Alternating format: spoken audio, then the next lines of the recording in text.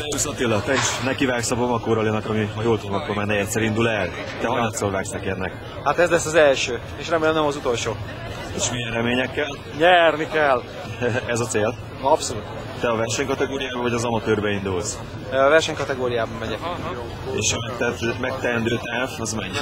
8650 km. Kicsit bővebben erről a Bamakóról, ha nekünk mondanál egy pár szót, mert azt mondják, hogy ez tulajdonképpen nem is egy nagy verseny, hanem inkább egy jótékonysági kalandtúra. Így van, ez mindig az. Voltak éppen a kiinduló pontja az az, hogy van egy úriember, aki ezt fölkarolta, és az afrikai elmaradó térségbe különböző ilyen ajándékinjekciókat juttat el. Hogy ezt úgy oldja meg, hogy egy verseny keretén belül az gyakorlatilag annyit jelent, hogy sokkal több ember tud megmozgatni, és ez a sok ember mind tud vinni segítséget ebbe a térségbe. És neked ez egy kihívás, vagy mi ihlet az, hogy te menjél? Szeretnél volna te is segíteni, te is vissza egy akciót, vagy pedig magadnak szeretnél bizonyítani, családodnak, sportársaidnak, dolgozó munkatársainak, bárki? Ez mindig az így kompletten. Tehát ajándékot viszek, de nagyon kis mennyiséget, nem tudok a motoron, nem tudok sokat elvinni. Kihívásnak éreztem, Afrika az mindig is egy kihívás volt, gyerekkorom óta félistennek tartottam azokat, akik a homoksivatagot motorkerékpárra képesek legyőzni. Nem sorolom magamat közéjük, de nekivágok ennek a dolognak, szeretném, hogyha én is át tudnék rajta jutni, és ebben szeretnék példát mutatni annak a generációnak, aki nem talál célt. Szeretném azt, hogyha látnák azt, hogy egy ember 40 évesen is talál magának még célt. Úgy érzed, hogy felkészültél fizikailag, lelkileg, mentálisan, és hát a motort is fel tudtad készíteni? A motoron nagyon sokat dolgoztunk, én azt gondolom, hogy végig kell menjen a motorkerékpár, a többit majd bevallja ő. Fizikailag én nagyon sokat edzettem, remélem, hogy ez elegendő ahhoz, amit kell, bár nem látom, mert nem jártam Afrikában még, bölcsebb leszek már február 3-a magasságában. Mentálisan? Na azt gondolom, hogy abban lehet egyedül csak fölkészülni. Az egész történet szerintem arról szól, hogy az ember agyban el tudja dönteni, hogy mit akar véghez vinni. Ha ezt el tudta dönteni és ehhez hű tud maradni, akkor van esélye. Az igen. Akkor egy kicsit bővebben a motorral, hogy milyen évjárat, milyen típus, mit tud lóerőben, mit alakított át rajta, mennyiben hasonlít az eredeti állapotához. Oké, menjünk az elejéről. Ez egy Honda Transalp 600-as, egy XL600V.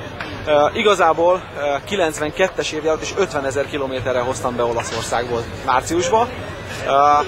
A motorkerékpár gyakorlatilag minden porcikájában megváltozott. Semmi nem maradt benne eredetileg, így nem igaz, bocsánat. Úgy igaz, hogy a motorblokk, a váz és az első kerék, valamint a féknyergek és a munkahengerek megmaradtak.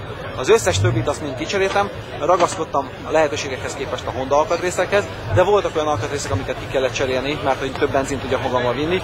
Így most 36 liter benzint tudok vinni a 19 liter helyett. Hát így kölcsönözöm kellett egy osztrák gyártónak a motorkerékpárjairól alkatrészeket.